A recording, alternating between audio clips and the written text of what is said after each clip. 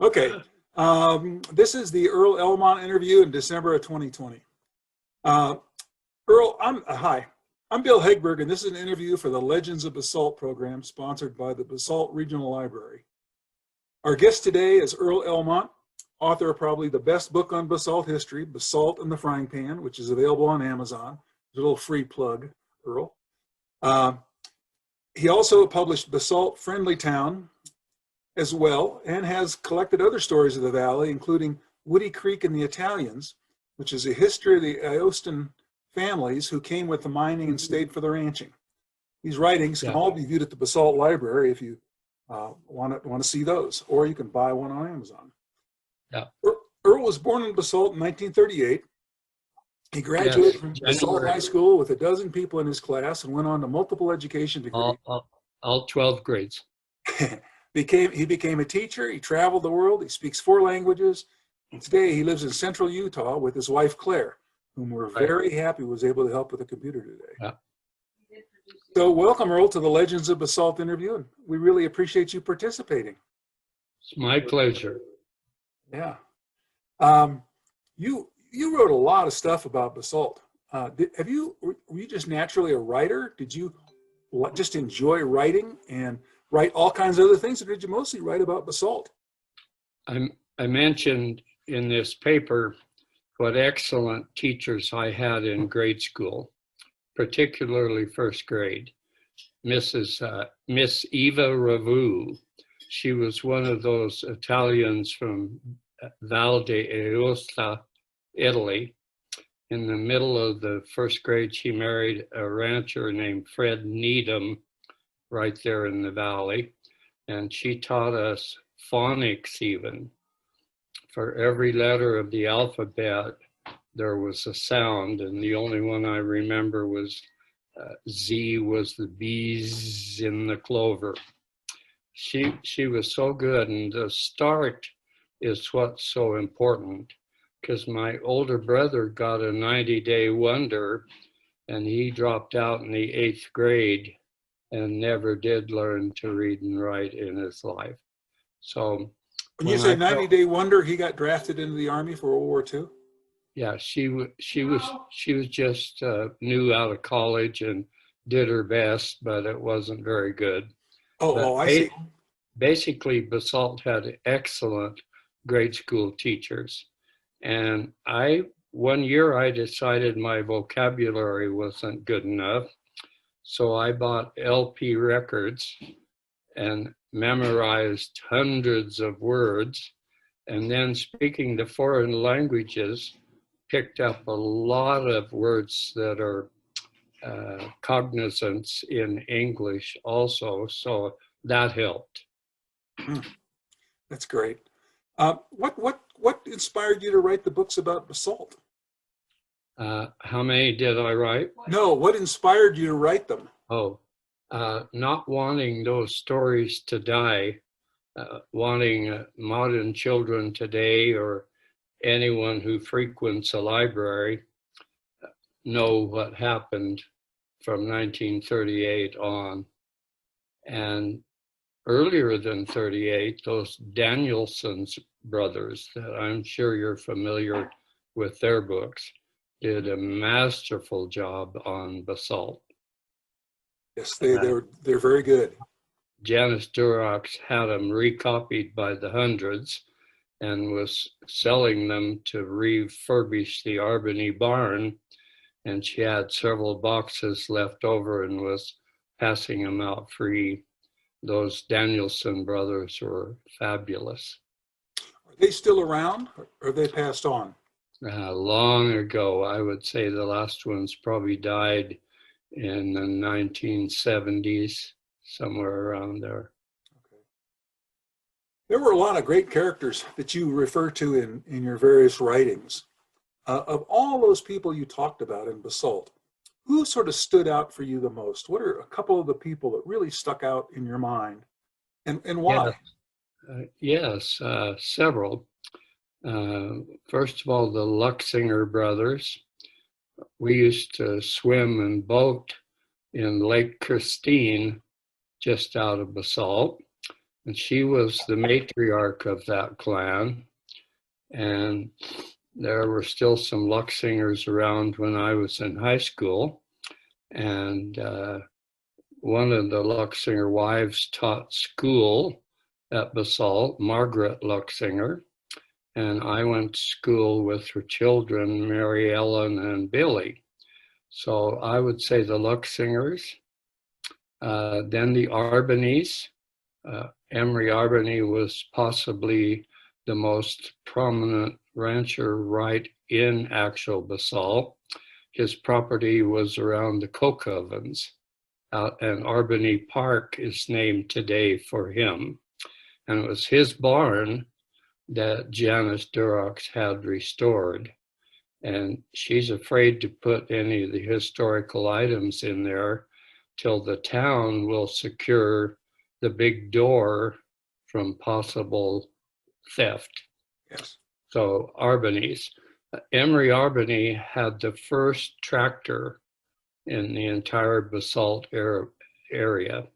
He even beat his fellow Arbeneys like Alex Sr., Furman Arbeny, Laurent Arbeny. He beat all of them. And so he had his son, Buster Arbeny, take it out for a spin.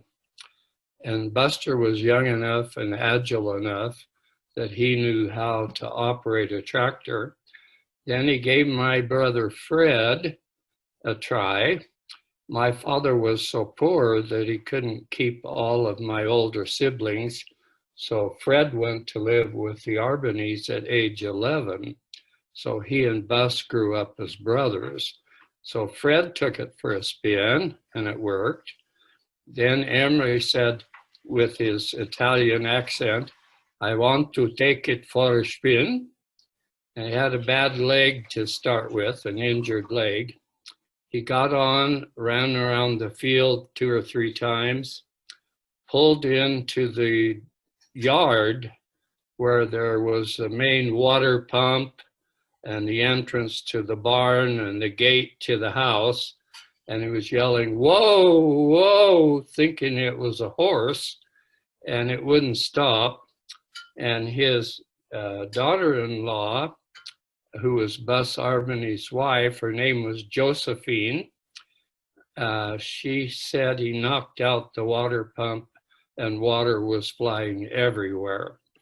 And it was that wonderful Josephine that donated all the land free to the middle school that sits adjacent to the only big swimming pool in all of Basalt. She donated all that land. She figured if I am kind, the kids will be kind to me, and they were, and they never, ever once bothered her. So the Arbeneys were another big one. So Earl, there's the Arbeneys still live there in that wooden house, that log house, more than a log house. They still have a huge garden, and behind their house is a old white brick structure that looks like it's been there forever. Was that the original Arbeny home? Now, which Arbeny family was that? Well, it's Ron Arbeny now, but this was the Arbeny. This is right behind where this would be from the coke ovens, not very far from the coal. If you said Ron, I remember him. He was one of Buster's 2 children. Yes. He had one other boy, and they had a beautiful, nice house on the lane that led back to Emery's old place, because he built it right on Arbeny property. But I don't remember any old white building that sat back there. They must have torn it down in my time. Well, there was a brick building, and in the old historical photos, it looks like it's the same building that was there many years ago. So it might be the one. It was a brick, mostly all brick, and some wooden porches and so on, but it had been painted white. They also had moved the freight depot from the old train station behind that house when they moved it, and used it Okay, for. I think you may be talking about the house that Josephine lived in after Buster died. It didn't have a kitchen. And so over at the Midland Depot, which became Swede's Garage later, they had a little piece of house that they didn't need. So they tore it off, took it out to the Albany farm and made a kitchen out of it. And as they were adding it to the old brick house of Emery's, some posters came out of the walls about the old Colorado Midland Railroad. And we're hoping somebody saved those. Now, there's some other posters that I hope you could get a hold of for preservation from Darrell Woolley's home, who died not very long ago. And he has a sister living in Basalt named Marilyn. And I'm trying to remember her husband's name. Her husband repairs buses for the Aspen, what do they call themselves? Glenwood Aspen bus line. It's free for seniors. And Marilyn would have access to Darrell's stuff. And there's old Colorado Midland paintings. He has tons of stuff. That's great. Ron Albany could tell you what happened to the Colorado Midland posters that Josephine found when they added that on to her kitchen. That's great, Earl. That's a great lead. Every lead, as we're talking, every lead you can come up with.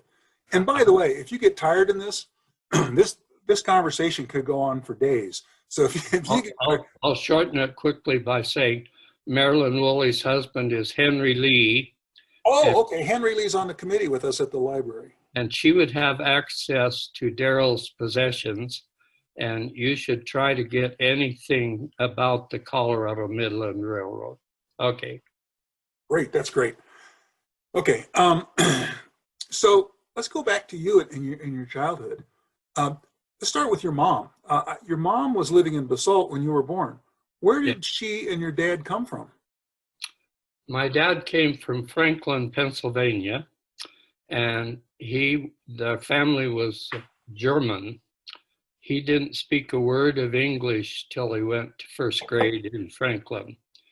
And his dad was pure French, but the reason they chose German for the home was he married a German woman from Brooklyn who was born in America named Barbara Ann Seitz, Seitz.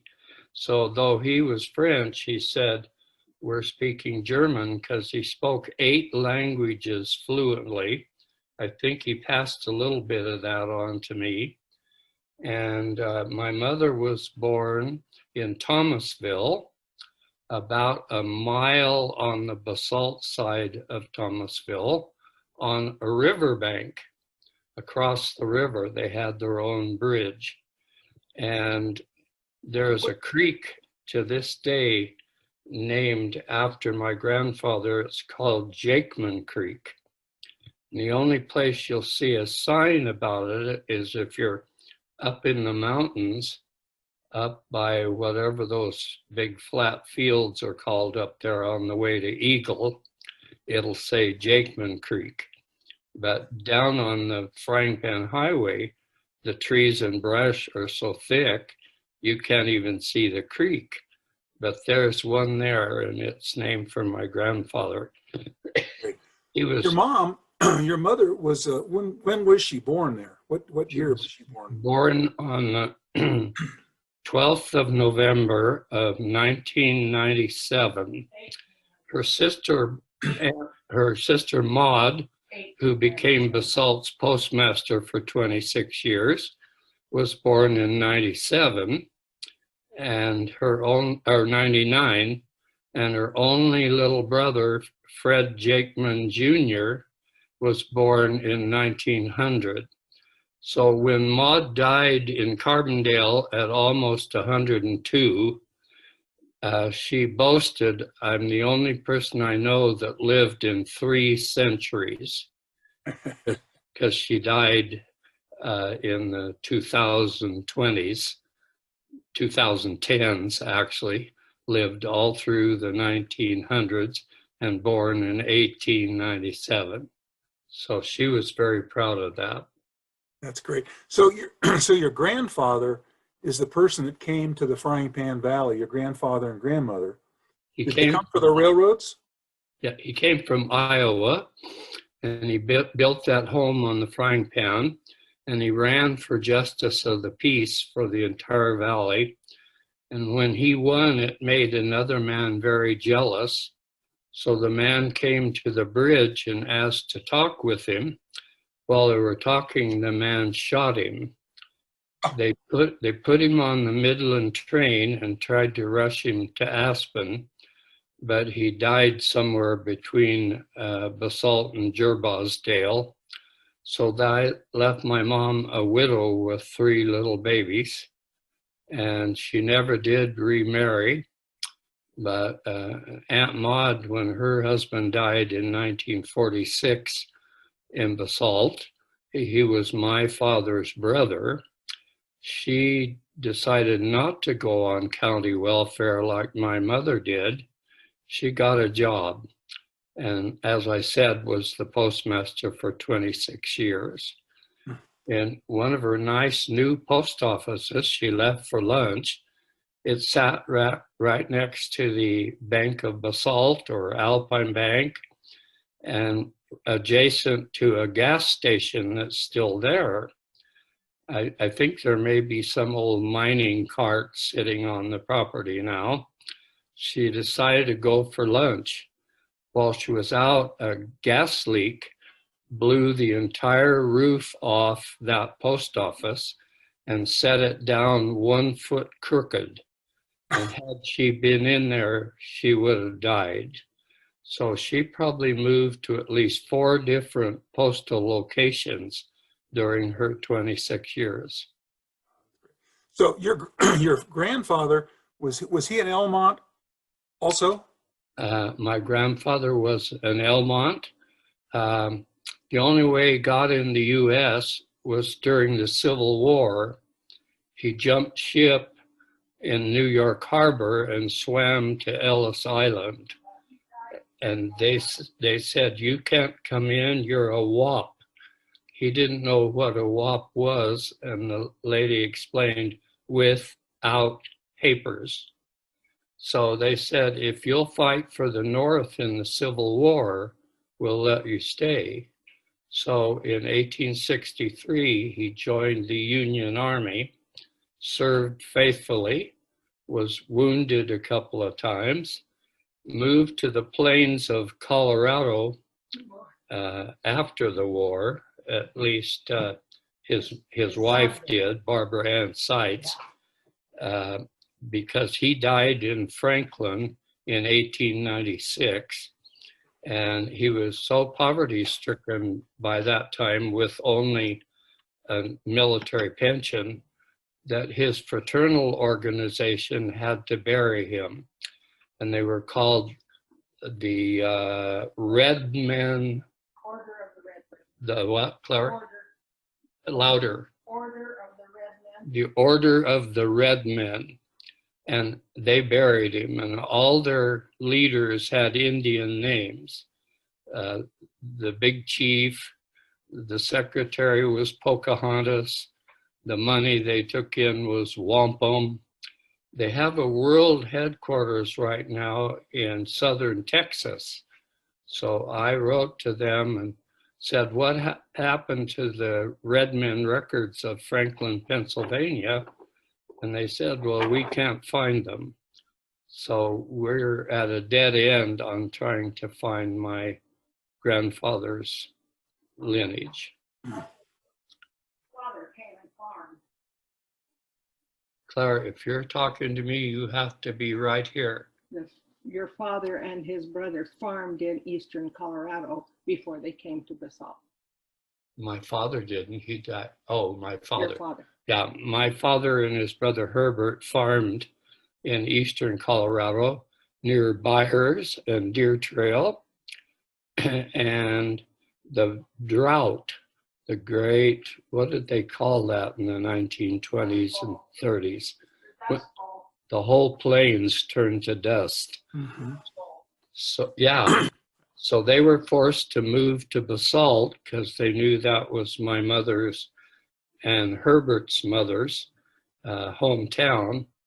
And Maud's husband, Herbert Elmont, grazed cattle on the main streets of Basalt on the grassy strips because we didn't have paved streets.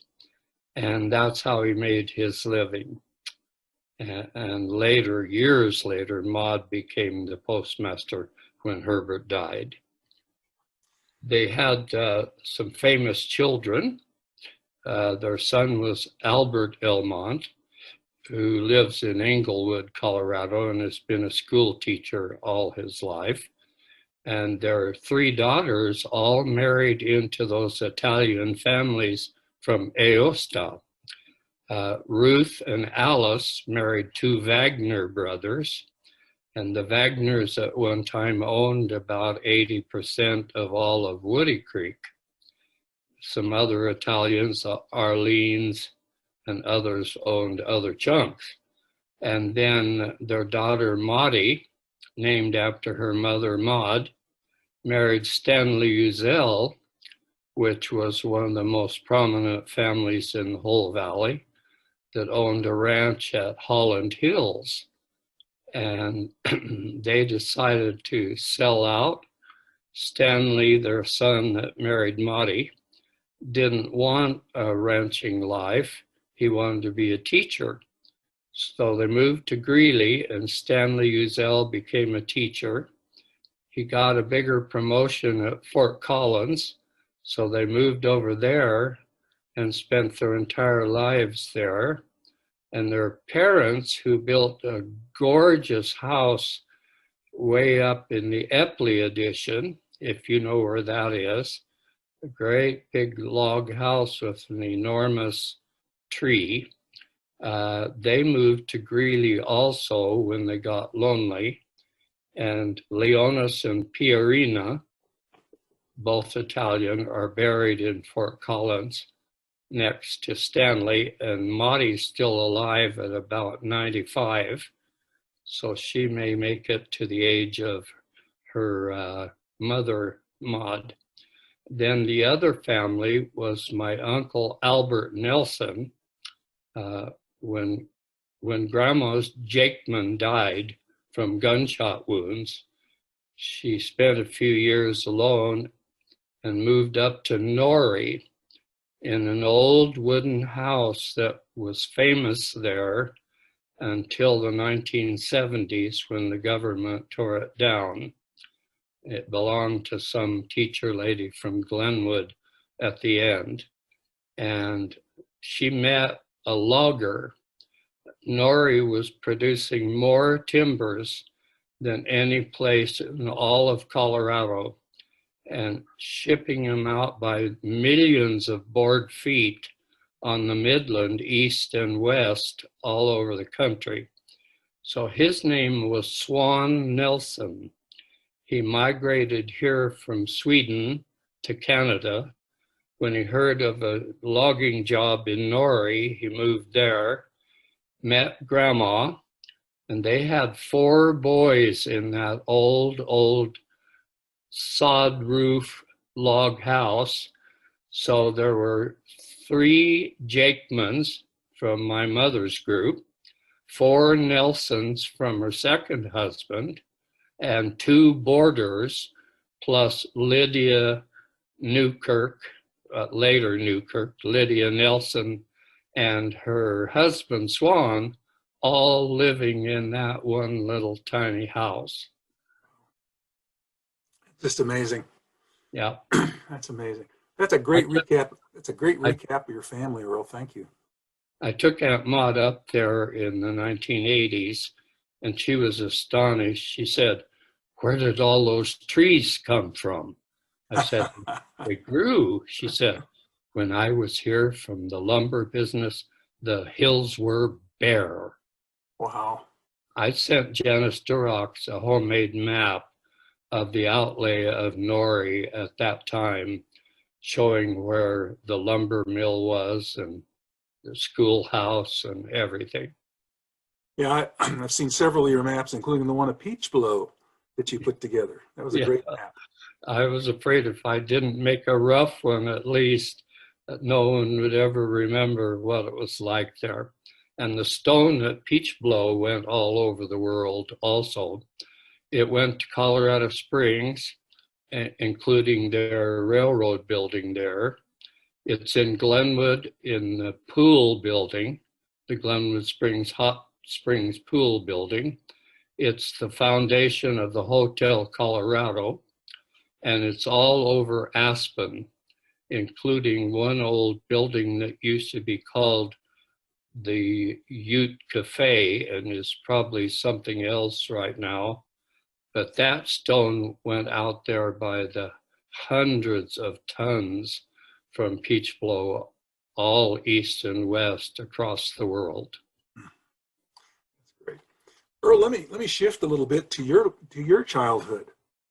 In those early years when you were growing up in Basalt, what were the most fun things for a young man to do in Basalt? We made our own fun. First of all, the snow back in the 30s and 40s was always 6 feet deep. I don't remember a winter when it was less than 6 feet deep. And that continued long enough that that's why you had such terrible floods in the 1950s. I'm sure you've read, I used to think the flood was 52, but I read someone say it was 55 or 56. And that makes more sense because I was a teenager and the road was clear out at Elk Run. The bridges were mostly out, and everybody was worried that Mila Cerise and his son Reno, who should still be alive, living southwest of Basalt, would lose their cattle. So everyone was wading the river to go over there and help them. And I waded the river chest deep, which was a very foolish thing. And by the time I got there to help, the help wasn't needed anymore. But because of all the snow, we did a lot of sledding. We had famous sleds called flexible flyers. They were all the rage because with your feet, they turned so easily. Then one year, an old man named Gus Hutz, Hutz, had a little store and gas station between the Darien grocery store, which later became the post office, and Shirley Darien lived upstairs in it until she died a few years ago. And the Two Rivers Cafe, there was a little building. I think he did repair work like machinery and stuff and knife sharpening and blade sharpening. And he said to my brother Clifford, "Come back behind the store through the alley." And he opened a great big old garage or shed and pulled out a big orange toboggan. Most of us had never seen a toboggan, and it would hold 3 or 4 little kids and 3 big people. And you steered it with a rope hooked to the front end, but mostly you steered it with your feet on the front skis. So that was a big treat. Now the hill was, Basalt has houses built up on top of it right now that we didn't have up there then. We called it the Coasting Hill, and it was by the old Oscar Blank place, a white house that Bob Terrell, the game warden, bought later for his son Larry and his wife Betty. And we'd cross a little creek and go up to the top of that hill, and there were 2 dangerous curves. If you weren't careful on the first curve, you dropped 4 feet into a big pond of watercress. Down at the bottom of the hill, if you weren't careful, you ran through a barbed wire fence. Well, one day, big old Nicky Terlamus, who was the son of a Greek sheep raiser on Capitol Creek, he decided to give the toboggan a try all by himself. He was the biggest kid in high school. The name is pronounced Terliamus correctly. And he ran through that barbed wire fence. And the next thing we heard was an ambulance hauling Nicky off with scratches all over his body. We kept warm by a pot-bellied stove set up halfway up the hill, and we fired it with sagebrush. Boy, it could really get hot. But the trouble was, when you went home, you stunk to high heaven, and your mothers always complained. Then our night games were lots of fun out by the street light on 3rd Street, which is now Cypress Avenue and Old Tucker Hill. The big hill that leads from 2nd Street to 3rd Street was called Tucker Hill. And the games were Ollie Ollie Out Men, all in free, Dare Base, and one other. Let's see, what was that other game called? Then someone ingenious got the idea of bringing out their fly rod. They'd flip the line up over the street light with some bait on it, and a bat would grab it. And then they would reel the bat in, and we would investigate the bat. I don't know how it ever got loose, but we were warned later it could have had rabies, and that was a very foolish thing. Now, we little kids were always disappointed in the night games. The big boys and big girls would show up to join us for a game or two. Then the boys would take off romantically with some girl and leave us little guys all alone the rest of the night, and we were deeply, deeply disappointed and sad. So that Tucker Hill, no one could make it up in wintertime in their old cars. They just could not do it.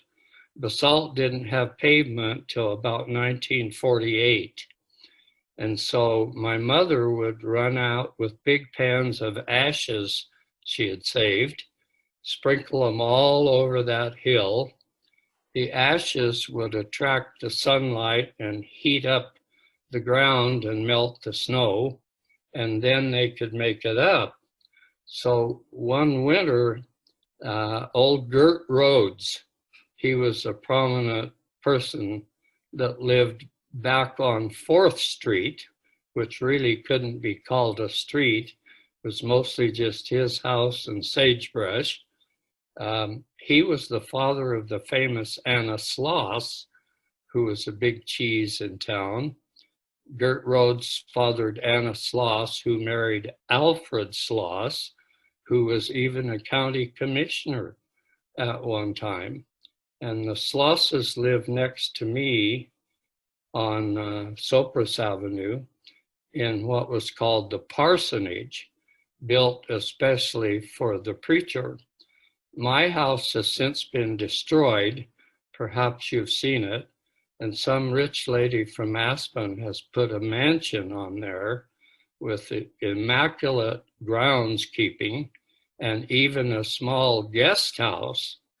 So that's where the Slosses lived. What was that? What was your address, Earl? We didn't go by street numbers.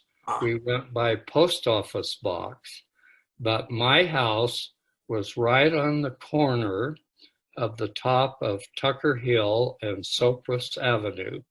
And you can find the spot by the fancy mansion sitting there today. Okay, great. Thank you. During that period between of your youth, the adults that were there, it was not, it wasn't as quite a wealthy a life as it is now in this valley.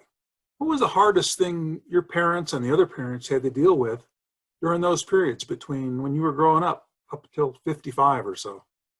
I'd say one of the hardest things was putting food on the table for a lot of families.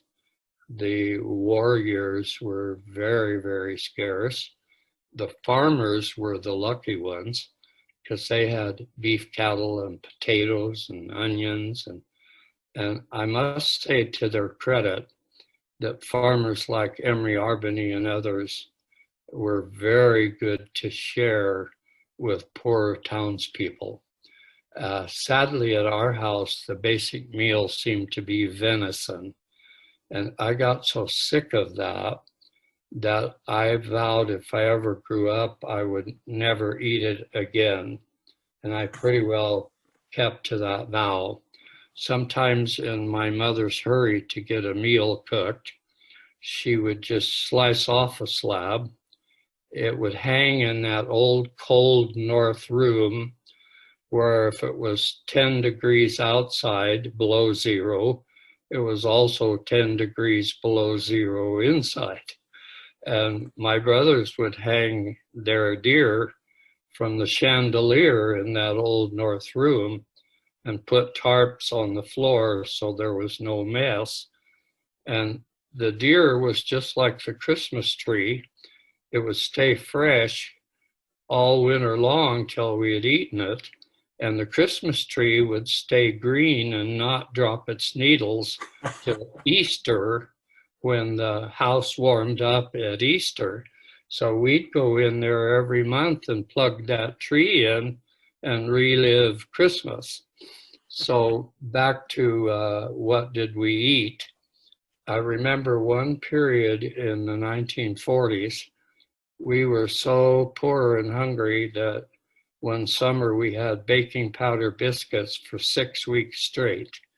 And I don't even think we had any butter to go on them, but some farmer may have brought us milk to wash it down. For modern kids today, I warn them to eat right, because I think a lot of my health troubles now in my 80s are due to the fact that we did not eat well as a child. Now, when Thanksgiving came, you couldn't just rush to the store and buy your turkey. Everything, and I mean 100% of the food had to come from scratch. So mother had to buy a live turkey and tether it out in the yard.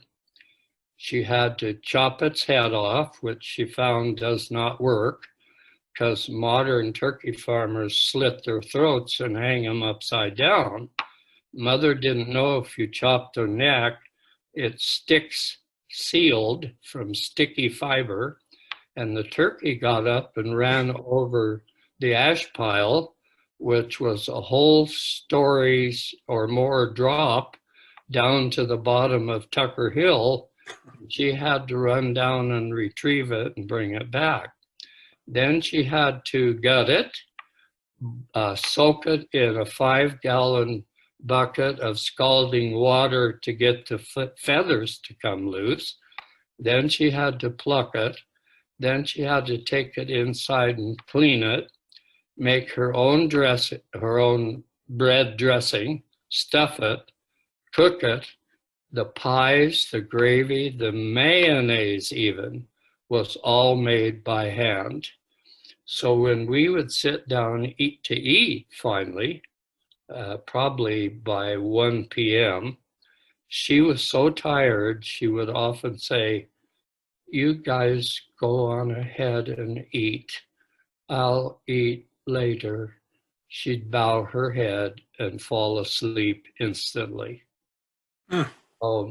At Christmas time, the gifts were very, very scarce.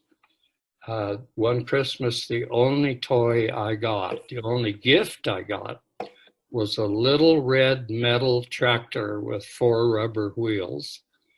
And I complained. It was about 4 inches long and 2 inches tall. I said to my older brother, Walter, who was one of the few brothers still at home, the rest were all in the military. So there was Walter, Cliff, and me, and Mother. I said, it doesn't make a putt-putt sound. So he took his pocket knife out and carved into the big rear wheel. And then when he ran it across the table, it went putt, putt, putt, putt, and I was delighted. Mother would buy chocolate drops as a special Christmas gift for us. It came in about an 8-ounce bag, and they were drops about an inch tall, and some were chocolate, some were vanilla, and some were strawberry. And she'd hide them somewhere in the house. Well, my brother Cliff was famous for his big nose. He had a great big one. He'd invite all the neighbor kids in, and he'd start sniffing room to room. And he went to 3 or 4 rooms and said, nope. Then there was a little cupboard below the stairway that led to upstairs. There was one tiny little room upstairs. And he went, sniff, sniff. Yep, they're in here. And he passed them out, and they ate them all. And my mother was heartbroken at Christmas when the chocolate drops were gone. Now, Cliff and I slept in that little upstairs bedroom. There was no heat up there. So if you went to bed, say at 11, you went to bed sleeping in a ball, and you inched your way out a few inches at a time, and you're only truly warm by 1 a.m.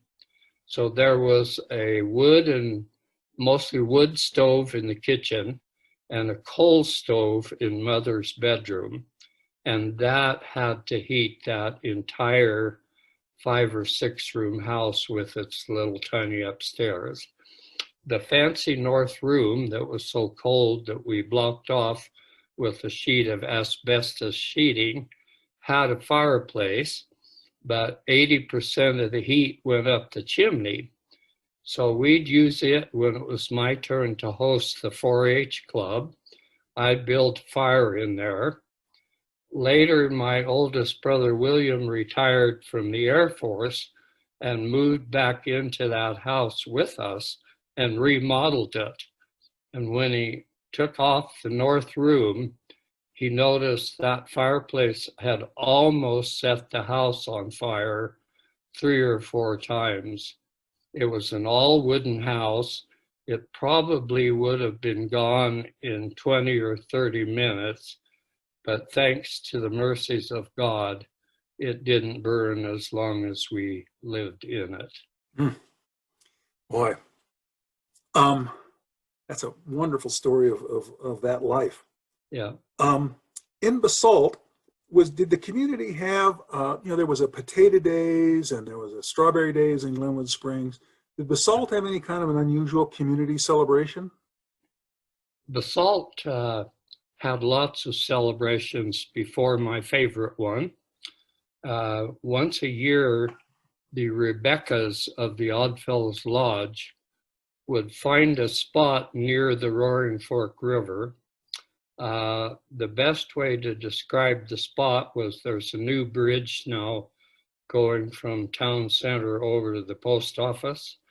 If you went down river a few yards from that bridge and were still on the Basalt side of the bank, there was a nice big green leafy field, and they would set up tables and blankets and have the best food you ever tasted in your life with beef and homemade pies.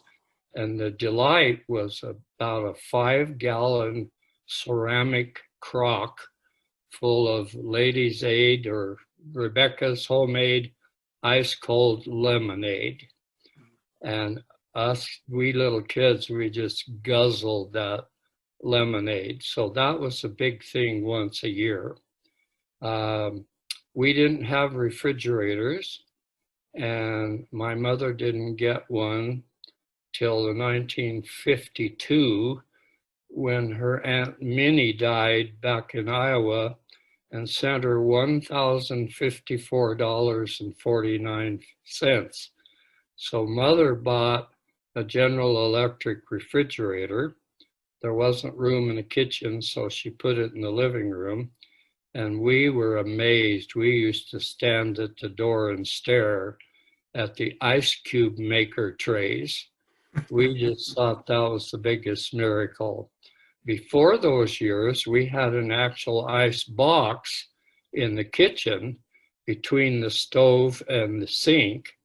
And the Epleys up at Epley Edition had a huge barn. And my uncle Earl Nelson, who was a mover and shaker all over Basalt, he remodeled the Methodist church for them. He built the first co-op business in the building where the Midland Bar and Cafe may still be. They sold gas and oil and all sorts of farm products. So Uncle Earl was a real mover and shaker. And what was I starting to, the icebox. He went up with his brother Albert Nelson. Those two were very famous years later in their mid-years for construction. And Uncle Earl Nelson built the ponds for the Cap K Ranch with his Caterpillar.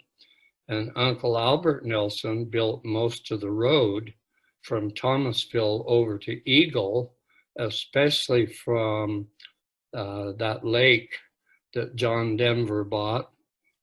On the rest of the way to the Eagle, most of that road was built by Uncle Albert. I'll talk more about them later.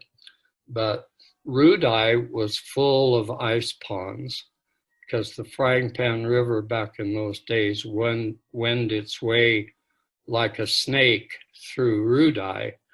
And so certain little parts flowed off to the sides and formed a pond, and they would freeze over so deep that the men would saw into them and pull up huge chunks, and take them into the Epleys. And they kept in that sawdust in Epley Barn so well until mid-July. So Mr.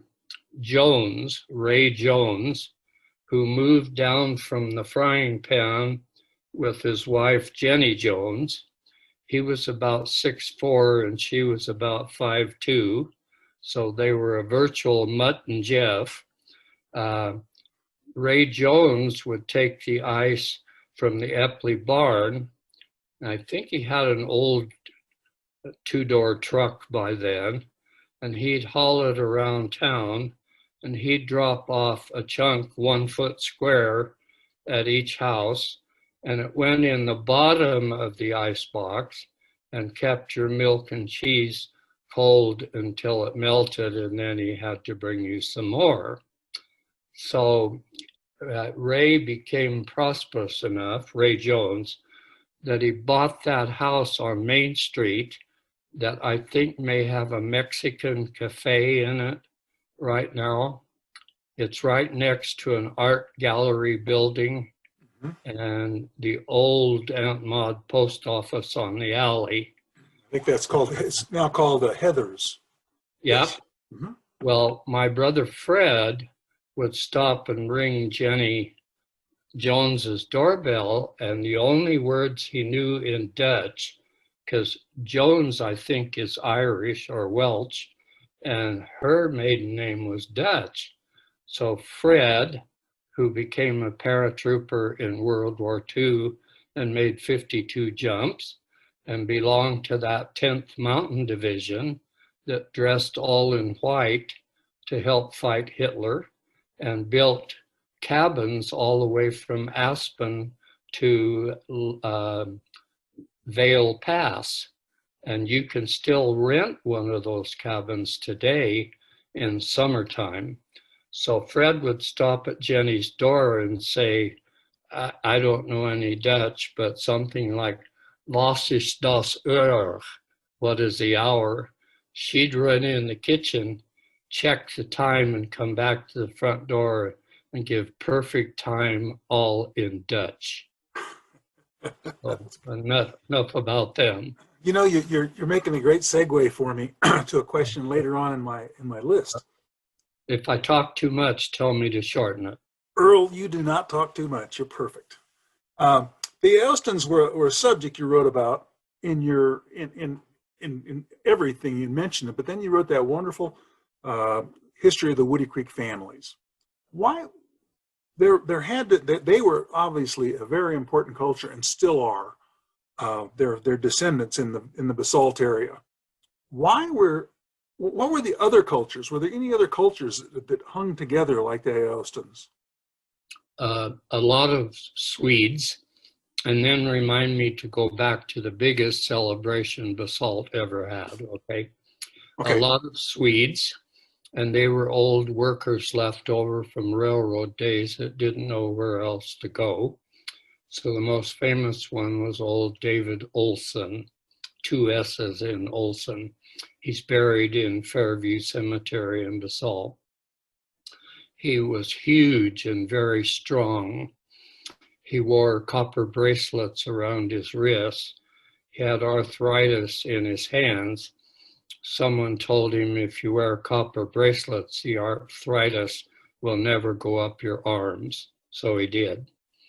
With nothing to do as a retired man, he would sit out in front of the old Darien store on a bench and sing little drunken Swedish songs. And his favorite song was "Teen Talintalinta, hoo hoo, hoo hoo, Teen Talintalinta, hoo hoo, hoo hoo." One day went into the store where Two Rivers Cafe is now. It was called the old Carlson store. Mr. Carlson owned a nice house at the top of that alley that's still there today, the huge 2-story white wooden house. And so Dave would go into Carlson's, and the flour came in about a 50-pound wooden barrel. It may even weighed more than that with the weight of the barrel. It may have been 100 pounds of flour. And Carlson got to joking with him, and he said, "If you can lift that barrel, Dave, and carry it home, you can have it." David picked it up as if it weighed like a marshmallow, shouldered it, walked all the way across the river bridge to his house, which was just immediately adjacent to the school end of the river bridge, and plopped it in his house and used it to cook out of for ages. Some of the others were Danish, I believe Swede that operated the famous Swede's Garage with 2 gas pumps. I think they may have been Swedish, but his father, John Bjorman, in his 90s, lived right by the old, what did we call that bridge? The Pueblo Bridge? The one that used to be a stone bridge and got replaced. It had a name. What did you call it? The Pueblo Bridge? Yes, that's it, the Pueblo Bridge. My brother stole the medallion off the bridge, and I went to Inglewood and convinced him to give it back. So I brought it back to Basalt with a big fat lie that somebody in Inglewood found it at an auction, which was a big fat lie. And I was hoping Basalt would restore it to the bridge, but I don't know if they ever did. Earl, I'll go look at it tomorrow and see if it's attached to the bridge. For some reason, I think I took some pictures of that bridge for the history tour, and I think there is one there. I'll go look at it. Yeah. And I'll send you a picture if it's there. Okay. Swede's father, John Bjorman, I worked for him as a teenager because he could hardly get out of bed. and I cooked for him and cleaned for him.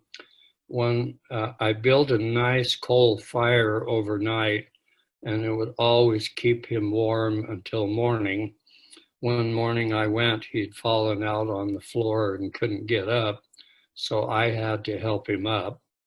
And he must have had Danish blood in him also, because he was always talking about Copenhagen. And that's not Sweden, that is Denmark. Mm-hmm. And I said, you don't call it Copenhagen? He said, no, in Dane we say Kubenhavn. And so he wanted me to cook some bacon and eggs for him. And he kept the grease in his frying pan at least an inch deep. So I'd reheat it on a gas burner stove. And when it got hot, I'd throw new bacon in. When that came out, he said, I want you to drop the eggs in the grease too. So I'd drop 2 eggs in the same grease and lift them out and feed him. And the only thing I refused to change was his chemical porta potty. So his son Swede would come and change the porta potty. And the other thing I said, I will not change your Copenhagen spit bucket. And he'd leave it undumped till it was half or 2/3 full of spit, and it would stink to high heaven. So Swede would come and dump that in the frying pan river. Well, guess what happened? Down below a block where David Olson lived, and mostly his old friend Floyd Ike May. There's a picture of the old Basalt post office with Ike May sitting out front. I think he's reading something. Ike would get his drinking water out of the frying pan from the very water that David was dumping his Copenhagen in.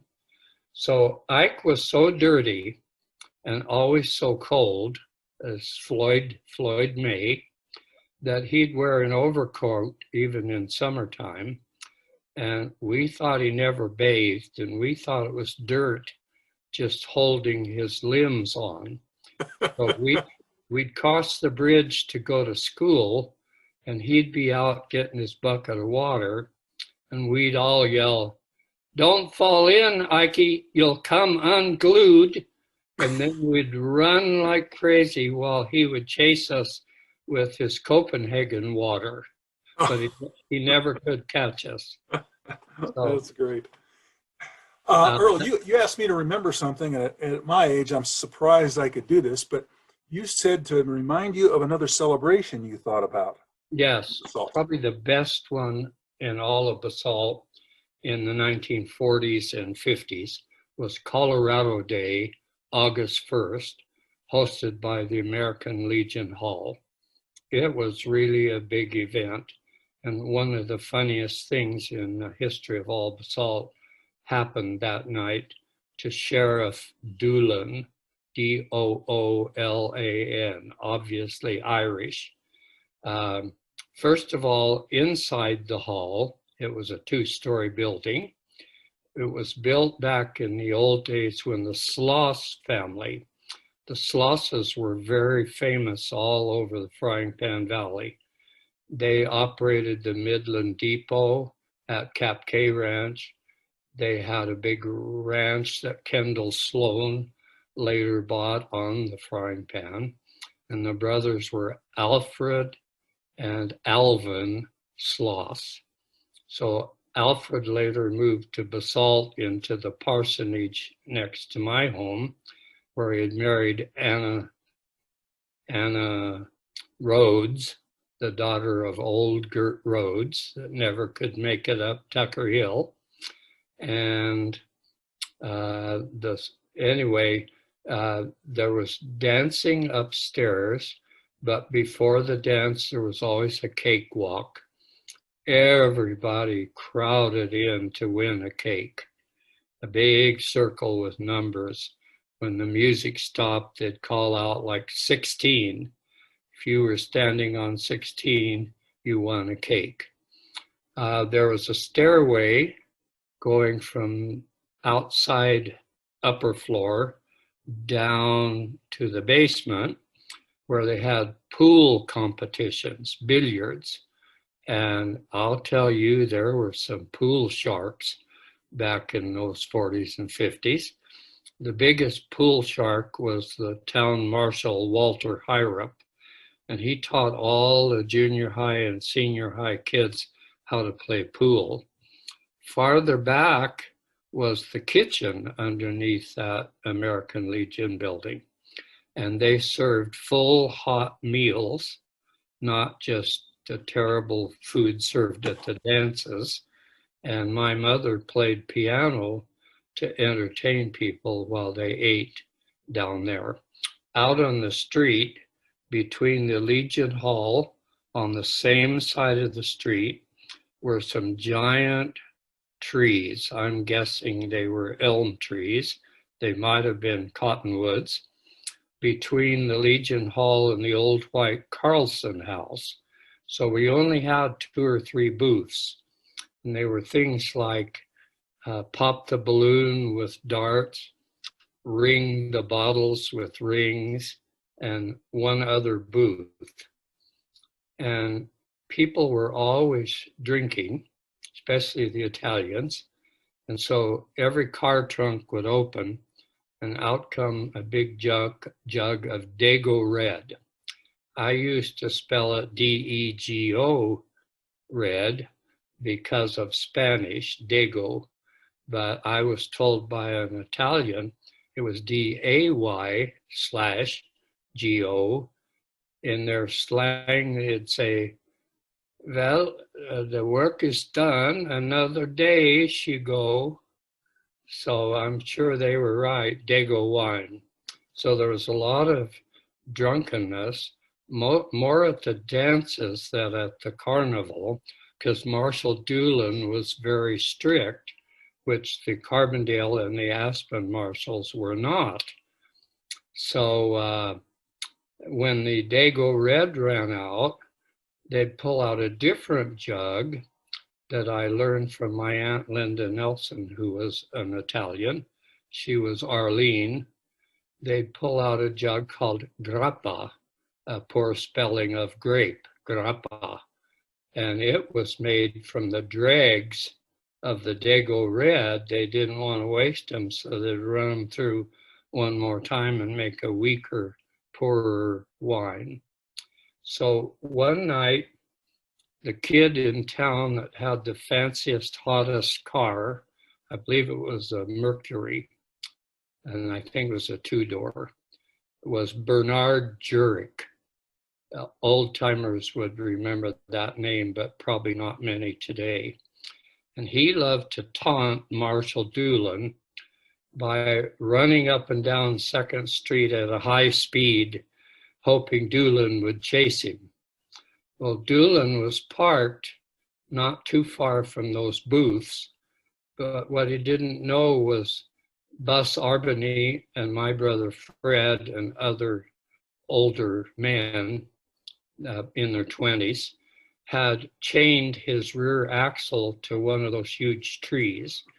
So then they told Bernard to run by at a high speed, and he did.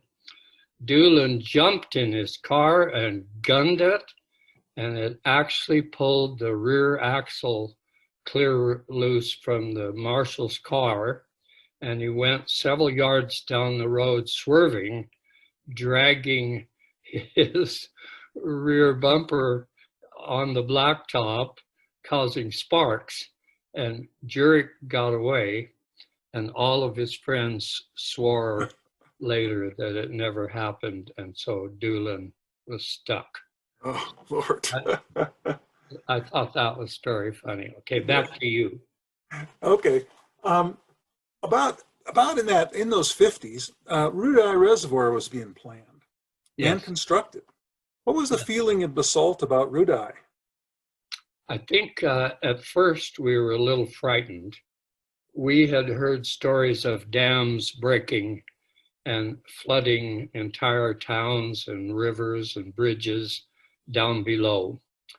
Well, the government assured us that that would not happen, that there would be enough rock fill and then a layer of dirt packed and then more rock fill and cement and then a wide trail across the top of the dam would be grassed in, and they promised it would hold.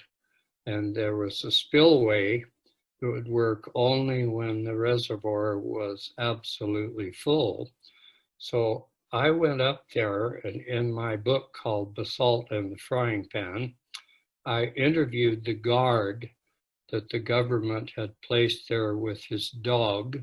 I believe the dog's name was Bella, to make sure, because we were very worried about terrorists bombing that dam, because those were the bad terror days.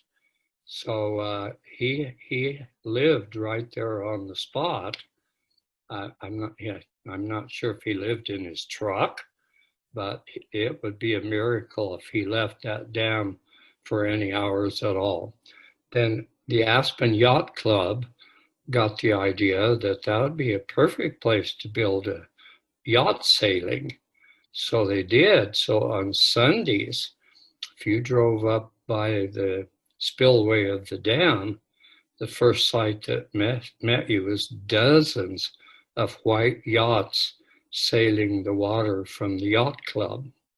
So my uncle Leon Nelson, one of the four sons of Grandma Lydia, who married Fred Jakeman, who was murdered by a rival, then later married a Nelson. Well, one of her sons was Leon Nelson. He had a nice ranch right there in the middle of the lake. And you can identify where his ranch was today by looking at the bank across the lake. Some stone and soil sloughed off, leaving a great big orange and white color visible.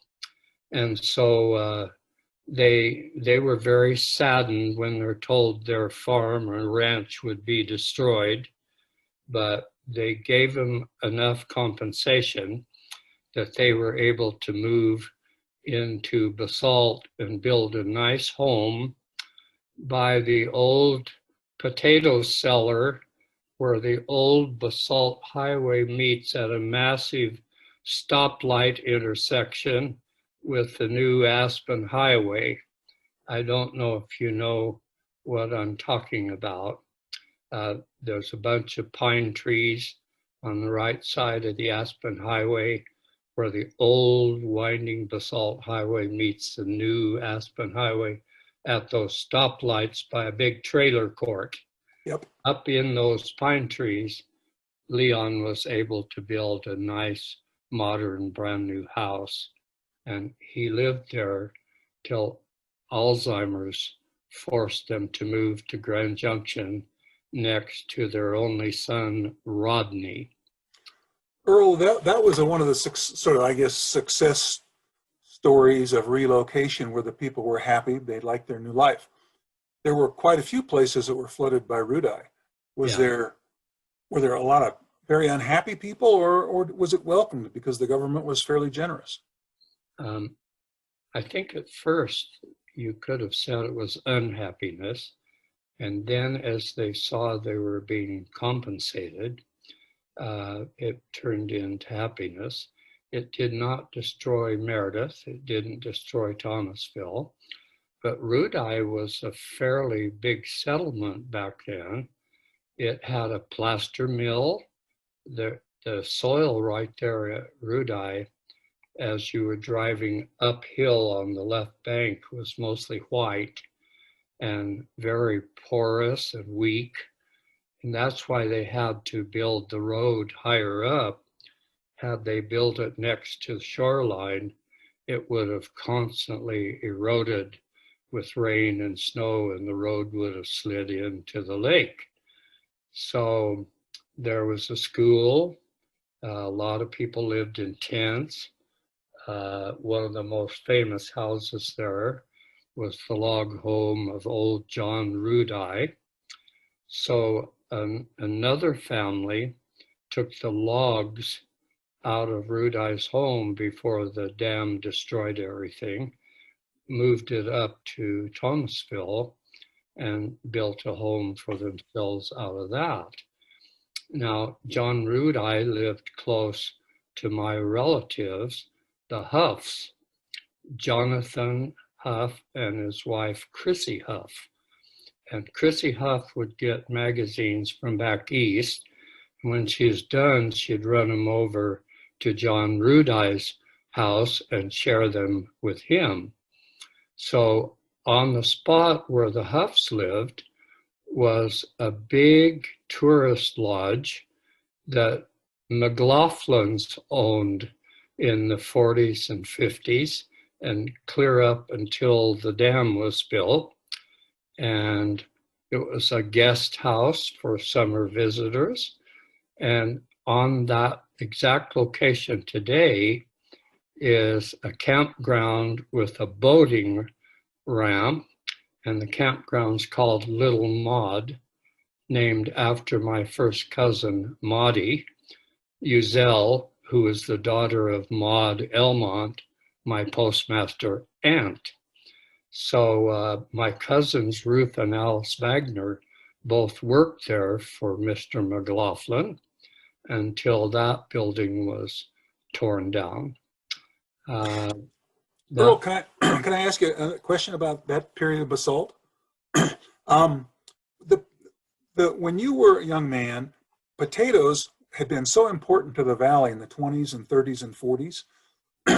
And were they still important when you were there? Were they still a major cash crop, or was that fading away? It was still fairly important. I would say it probably had reached its height in the Midland days, and the Midland went out in 1918, but it still became a valuable cash crop and for eating for the entire valley. And I used to pick potatoes for Alex Arbany Sr., who lived across the street from Wyland and Judy Kittle's home, because Judy was in Arbany. Judy was the daughter of Furman Arbany. Across the street from her was Alex Arbany Jr., and you went up a small dirt hill and there was Alex Arbany Sr. That whole Arbany property later sold to a golf course for several $1 million. And so my classmate Judy Arbany, who married Wyland Kittle, became quite well-to-do after her father Furman died. She inherited a big chunk of that money. So we'd all go up and pick potatoes. And it was usually October. And it was such a big event that school would let out to let all the students help pick potatoes. So all the Italian women would turn out, such as Jenny Arlene, the sister of my Aunt Linda Arlene Nelson, married to Earl Nelson. Jenny could outpick all of us. We had a little wire basket that I would say probably held 8 pounds of potatoes. And you'd pick down the row, and every few yards was a gunny sack. And you'd dump into that gunny sack, and you'd take out a pencil and a little piece of paper from your pocket and make a mark. And that meant one basket. And then by the time we got to the end of a row, Jenny was halfway down the next row. And so on a lucky day, at the end of the day, you could make possibly, because you were given 2 cents a basket. So if you were a good picker, you could make $5 or $6, which was good money back in those days. But Jenny probably made $8 or $10 or $12. Then at noontime, all the adults would go into Alex Sr.'s old house and have some Italian wine. The little kids would sit out under a shade tree and drink our water or whatever we had brought with us. And I don't think we've had very often a decent lunch, maybe a couple of slabs of bread and some cheese and water. And then we'd get paid and go home at night, and we'd go back the next day and pick till all the potatoes were gone. Every major farm had a potato cellar. And it was always underground, covered by boards and rocks and dirt and sod. And it stunk to high heaven down under there from old potatoes, because they often stayed in there all winter long. And they had a sorting machine down on the floor of the potato cellar. And it was operated with a hand crank, and it was built such that the tiny potatoes that weren't of much good would drop through the holes, while the nicer potatoes would move to the end and go into a bag.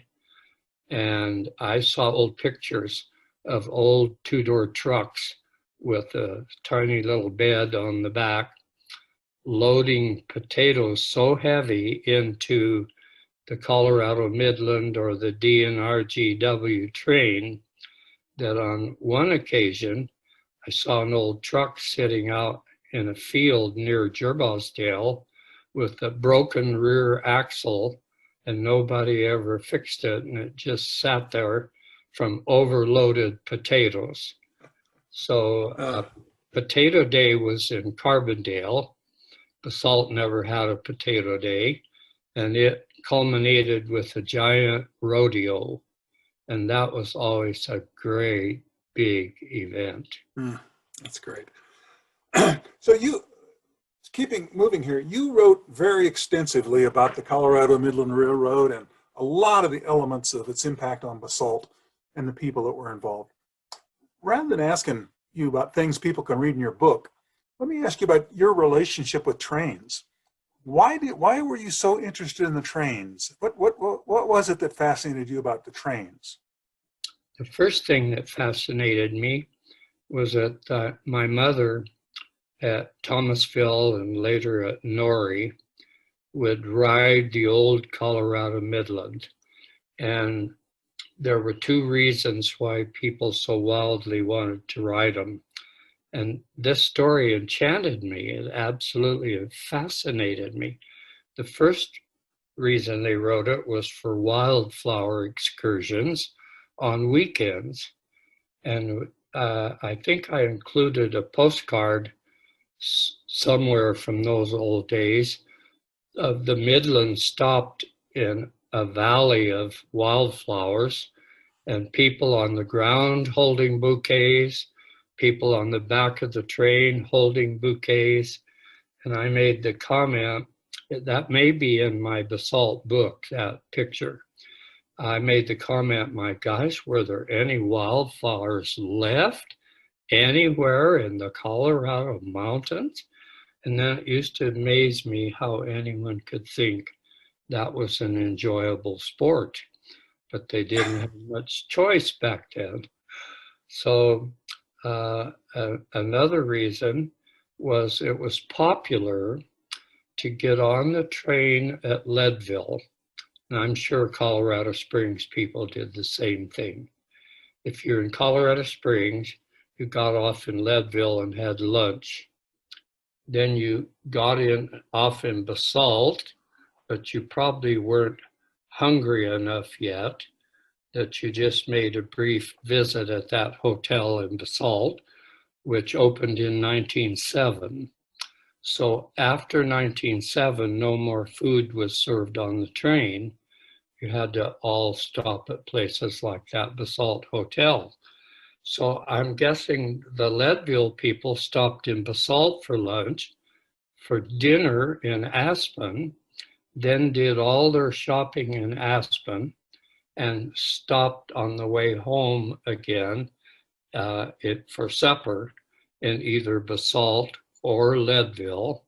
And if they were headed to Colorado Springs again, definitely stopped in Leadville, because they would have been starved to death by the time they got to Colorado Springs. So Earl, they could do that in that whole round trip in one day? You could make the round trip in one day, yes, especially from Leadville. If you got on at Colorado Springs, you might have to spend the night in Aspen, very possibly, and then go back the same route the next day. When the passenger trains left Basalt, the line was abandoned. But when did the last passenger trains run up to Aspen? There was always a big fight between the Midland and the DNRG.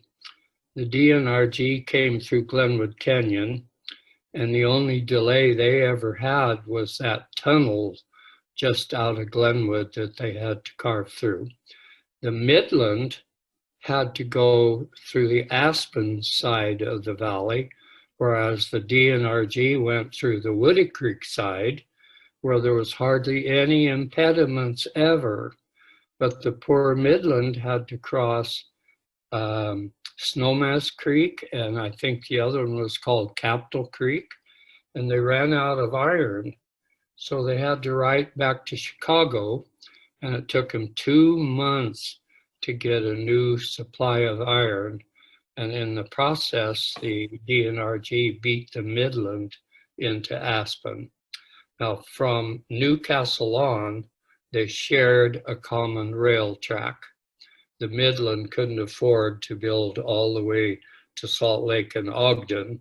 So at Newcastle, their tracks joined the DNRG tracks and drove them all the way to Salt Lake, where they picked up silver and coal and took them back to Colorado for processing. If you're careful with your sharp eyes at Newcastle and watch the riverbank, you can still see the two big stone abutments on each side of the river where the Midland crossed over from the side where the terrible fire burned over to the Newcastle side where there was no fire. You can still see the bridges. So was there a stop? Did the Denver and Rio Grande have a stop near Basalt or somewhere where the Basalt teams could access the Denver and Rio Grande to go up or down valley? The Denver and Rio Grande had a stop in Emma, little tiny Emma, and one of our Basalt men, Ernest Gray, it was his job to drive over to Emma with his little pickup and pick up the Rocky Mountain News and the Denver Post and bring them to the Basalt drugstore, where Mrs. Charlie Bowers would hand label them, and people would come in and pick up their newspaper each day. One time a ritzy couple from Denver stopped in that drugstore, very wealthy from the looks of their car, and working there, I heard the woman say to the husband, "Honey, can you believe this? They get a newspaper in this little jerk town." So that was Ernest Gray. Oh. And I was a soda jerk in the drugstore fountain, and I'll tell you about that later. Okay. Then also the Midland ran somewhere near Emma, a considerable distance away. And in Glenwood, the Midland had its own depot, whereas the DNRGW used the depot that's still there today. If you were to go closer, say you were on your way to Rifle, but only a few hundred yards, the tracks bent southward toward Carbondale, and on the very first leg of that bend was the Midland Depot. So somehow, in some kind of a diamond shape, the DNRGW tracks met the Midland tracks right near the Midland Depot and blended into a joint track all the way to Newcastle. And then there was only one single track from there on to Salt Lake City, and the Midland had to pay the DNRG to use that track. Yeah, quite a history that Yep. of that railroad. It was so important in our community. Wouldn't exist without it, I guess. Would exist in a different form. Earl, we've been talking an hour and a half. You want to? We probably got a bunch more to talk about. Do you want to take a break and start up on this later, tomorrow or the next day? I'll take a break and eat. I'm eating broccoli, try to get my blood sugar down. And one of my hearing aids just went dead. Okay. So let's Let, meet again tomorrow. tomorrow I'm going to have to work. I have to go out. So let's shoot for Friday, and I'll send you Okay. Zoom. Let me say one last thing about the trains in those Oh, days. good. Okay. I think I told you the snow was at least 3 feet deep in basalt, and men had to shovel a path which was 5 blocks long for little kids like me to get to school. So in 1899, it snowed so deeply that it was called the Winter of the Big Blockade. And all of our supplies came from Aspen. And the Aspen supplies came over Independence Pass, often by mule train, until the trains came in, but I don't think trains ever went over Independence Pass. So maybe by then paved highways were open and brought the supplies. But old days mule trains brought all the supplies into Aspen from Leadville, and Basalt got its supplies from Aspen. So for 15 days, Basalt was panicked that nothing was coming in. So the smart ones had potatoes in their potato cellar and venison either cured or still hanging cold. So they got by. But the train rails would ice up so thickly up the frying pan, especially around Devil or Hell Gate. It wasn't called Devil's Gate, it was Hell Gate. So icy that the engines could not make traction. So the prison at Canyon City would transport prisoners to Colorado Springs, and they would get on the Midland and run to the Hell Gate area, and they were called snow bunnies, like rabbits, and they would shovel the tracks. Incredible feat, if you ask me. And then they'd find the rails were still icy. So men got out with blowtorches and blew the rails till the ice melted. And that's the only way the trains could get through. Boy. There was a depot at Ivanhoe called the Hagerman Pass Depot. It snowed 35 feet deep at that depot.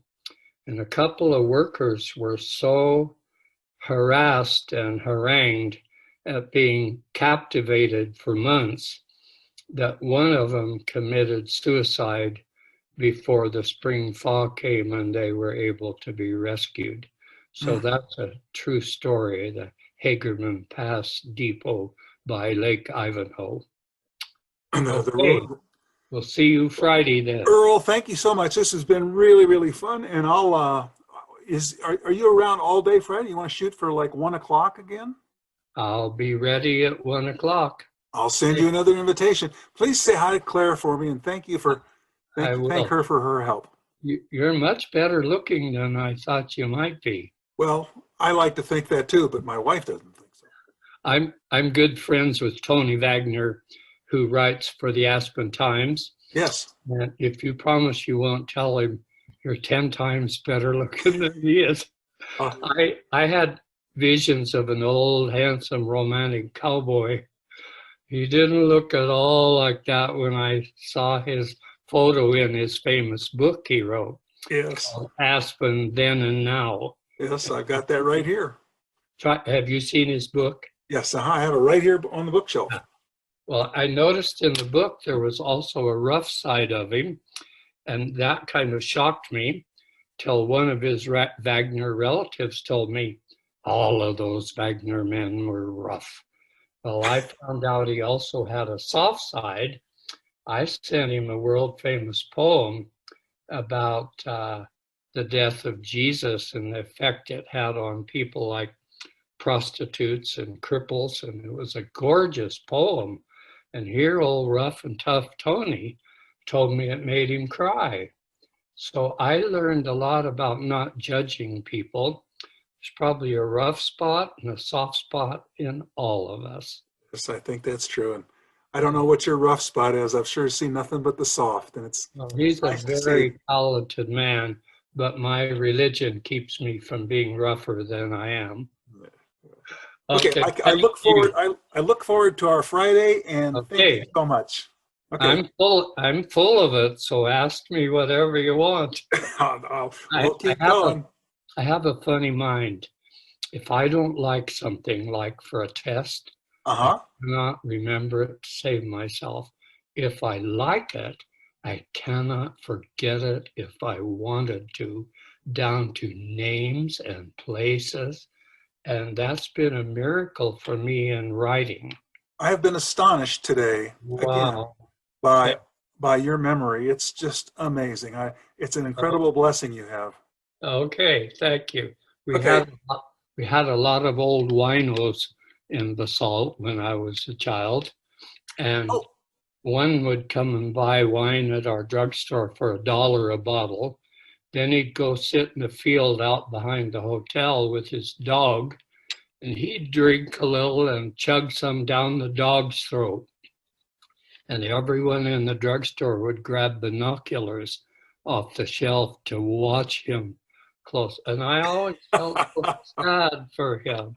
But we had a lot of those. Okay. Now, speaking of old timers, Tio Cerise, you remember? Is it Teofilo Cerise? One of the Cerise brothers, Reno's brother. Telio. Thank you. Telio. I still see him. I still see him regularly. He was my classmate. Yes, yeah. He was a year older, but he kind of flunked a grade, and so we were seniors together. Reno had a beautiful sister named Lola May. She married the famous football player Jimmy Russo. They all lived at Emma, and she was cheering one night, head cheerleader, and her knee went out. They rushed her into the girls' bathroom, and I never heard such screaming in my whole life. And shortly after she married Jimmy, she died of cancer and is buried in the Basalt Cemetery. Cerise was the most common Italian name in the entire Roaring Fork Valley, and it's French for cherry, like Bing cherry. Grange means the farm. The blancs is the French word for white, blanc. Almost every Italian name. I asked the Gerboz, what did your name mean? And she said, well, I'll tell you if you promise not to tell I said it. Social rodent, like a gerbil. A gerbil. Social rodent. That's great. Well, only after the I hate to tell you this, but I know some gerbazes that are going to hear that from me before too long. Okay, goodbye. Earl, bye-bye.